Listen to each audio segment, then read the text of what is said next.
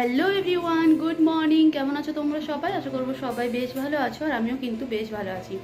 আজ হচ্ছে শিবরাত্রি। তোমরা সকলেই জানো যে শিবরাত্রিতে সাধারণত রাত্রেবেলায় পুজো হয়, বিকেলবেলা। আমরা ছোটো থেকে যখন থেকে আর কি শিবরাত্রি করছি তখন থেকে বিকেলবেলা কিংবা রাত্রেবেলা এরকমভাবেই পুজো করতাম। কিন্তু এখানে আসার পর থেকে এখানে দেখি সবাই সকাল সকাল পুজো করে নেয়, মোটামুটি বিকেল তক। তারপরে রাত্রিবেলা প্রচণ্ড পরিমাণে ভিড় হয়ে যায়, যার জন্য পুজো করাটা আর কি খুব মুশকিলের ব্যাপার হয়ে যায়। প্রচণ্ড ভিড় হয়ে যায়, ছোটো বাচ্চা নিয়ে যাওয়াটা খুব মুশকিল হয়ে যায়। তার মধ্যে আমি তো ভেবেছিলাম বেটুর স্কুল থাকলে ওকে স্কুলে পৌঁছে দেবো আর আমি পুজো করতে যাব, কিন্তু ওর স্কুল নেই। ওকেও রেডি করে দিয়েছি, ওই যে খেলছে, ওকেও নিয়ে যাব। এদিকে আমিও রেডি হয়েছি। কেমন লাগছে অবশ্যই কমেন্ট করে জানাবে। আর আমি এদিকে পুজোর সব আর কি সাজিয়ে নিয়েছি, ওগুলো আর কি দেখাবো তোমাদেরকে কী কী নিয়েছি।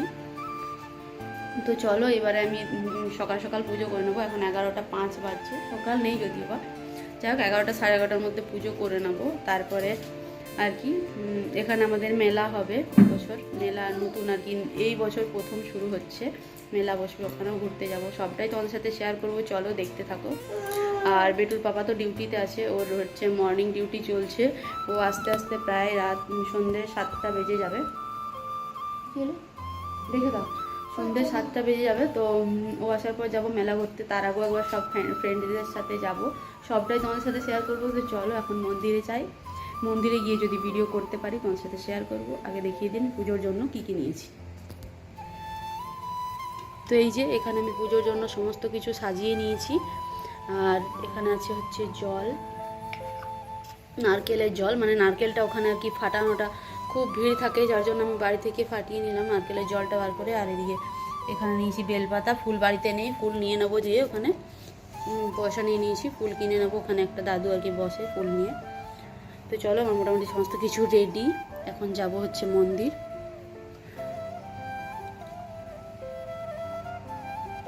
এটুকে দেখিয়ে দিই একবার।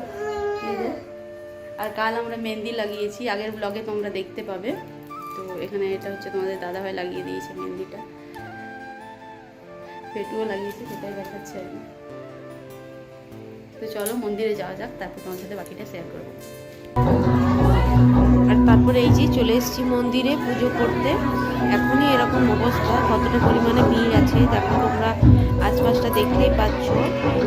আরও অনেকটা ভিড় ছিল। আমি অনেকগুলো আর কি অনেকের পুজো হয়ে যাওয়ার পর অনেকক্ষণ ওয়েট করেছিলাম যে একটু ফাঁকা দেখে পুজো করব বেশ ভালোভাবে বসে, কিন্তু একবারই ফাঁকা হচ্ছিলই না। শিবরাত্রির দিন একবারই ফাঁকা পাওয়া খুব মুশকিলের ব্যাপার। তো আমিও এই বসে পুজোটা সেরে নিলাম। এখানে আমি প্রথমে যেমন সাথে সবাই আমরা গেছিলাম, সবাই একসাথে, ভিডিওতে তোমরা দেখতে পাবে। আমরা সবাই একসাথে গেছিলাম, বন্ধুবান্ধব সবাই একসাথে মিলে গেছিলাম সবাই পুজো করতে। তো ওদের পুজো হয়ে গেল, তারপর আমি ওদেরকে বললাম যে ভিডিও করে দেওয়ার জন্য। তারপর আমি একটু পুজো করে দিচ্ছি। আমার দিকে বেটু দেখো পেছনে খেলা করছিল, আর এই যে আমার বান্ধবীর মেয়েও আছে। তো সবাই একসাথে খেলা করছে, আর আমি এদিকে পুজো করছিলাম। খুবই মজা হয়েছে, দিনটা খুব ভালোভাবে কেটেছে। হ্যাঁ, সাথে সেই দিনটা বর্মশাই যদি পুজোর টাইমে থাকতো, একসাথে পুজো করতে যেতাম, তাহলে হয়তো আরও দিনটা আরও ভালো লাগতো, আরও আর কি আনন্দ হতো। কিন্তু কী আর করা যাবে, ও তো ডিউটি কামাই করা যাবে না। শুধু শুধু আর কি ছুটি নিয়েও লাভ নেই। আর তাছাড়া তো মর্নিং ডিউটি ছিল, রাত্রিবেলা আর কি মেলা বসছিল। তো বললো রাত্রিবেলা তো বাড়ি চলেই আসবো, মেলাও ঘুরতে পারবো, তার জন্য দিনের বেলাটা ছুটি নেবো, থাকবো, ডিউটি করে আসবো। তো যাই হোক, এখানে আর কি আমি তোমাদেরকে আগেই বললাম যে বাড়িতে যেহেতু ফুল নেই, বেলপাতা আমি নিয়ে এসেছিলাম। আর এখানে পুজোর দিনতে অনেকগুলো দোকান বসেছিল ফুল বেলপাতা পুজোর আর কি সামগ্রী বিক্রি করার জন্য। তো সেখান থেকে আমি আর কি ফুল মালা নিয়ে নিয়েছিলাম আর বেলপাতা নিয়ে এসেছিলাম। এখন পুজো করে নিচ্ছে, দেখো সবাই পুজো করছে, কতটা পরিমাণে ভিড়। আর এই জন্যই ভিড়ের জন্য এখানে ভয় লাগে যে কি বেটুকে নিয়ে আসলে আর একা ছেড়ে দেবো, খেলবে, শান্তিতে একটি পুজোটা হয় না। ওকে দেখবো না পুজো করবো, এরকম হয়ে যায়। যার জন্য এখন আর কি নিশ্চিন্তি, কারণ অনেকে ভাবিরা সবাই আছে।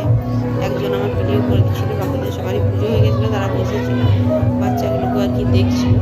আমরা এরকমভাবেই করেছি, এক এক করে ওরা যখন পুজো করেছে আমি বাচ্চা দেখেছি, আবার আমি করছি, ওরা বাচ্চা দেখছি, এরকমভাবে আর কি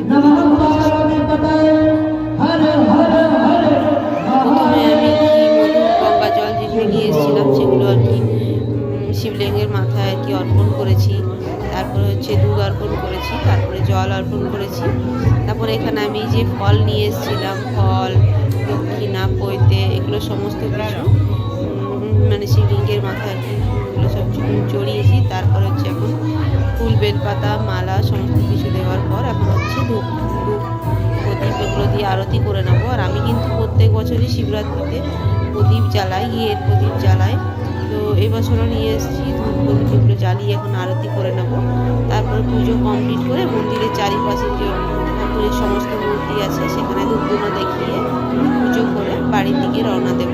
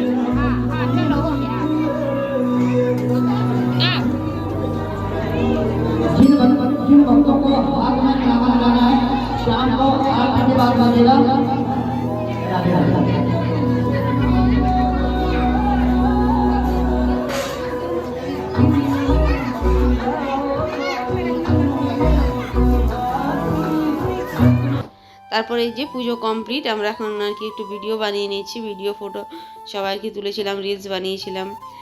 তারপর হচ্ছে এখন বাড়ি যাব, বাড়িতে গিয়ে আর কি পুজো করব। আমি যে নিত্য পুজো করি এখানেও পুজো করে নিচ্ছি, ফুল নিয়ে এসেছিলাম, এখানেও শিবলিঙ্গ মাথায় জল চড়িয়ে তারপর পুজো কমপ্লিট করলাম।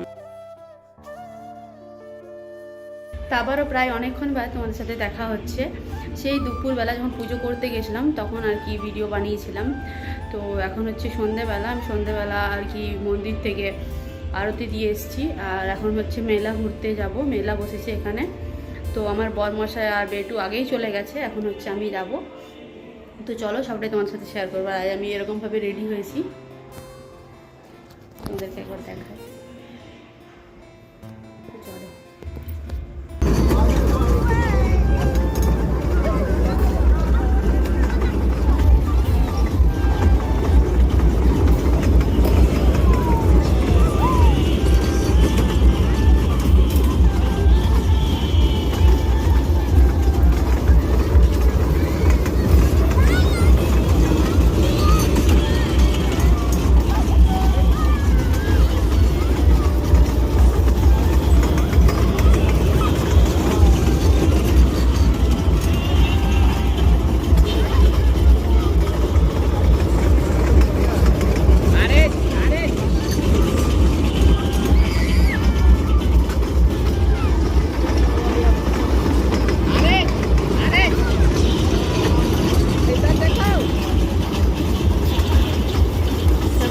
মেলা চলে এসেছি। এখন হচ্ছে বেটু আর কি ট্রেন গাড়িতে চেপেছিল, তারপরে মিকি মাউস যে আর কি ঝাঁপানোর যেগুলো আছে, জাম্পিং করে সবাই, তো সেগুলোতেও চেপেছিল।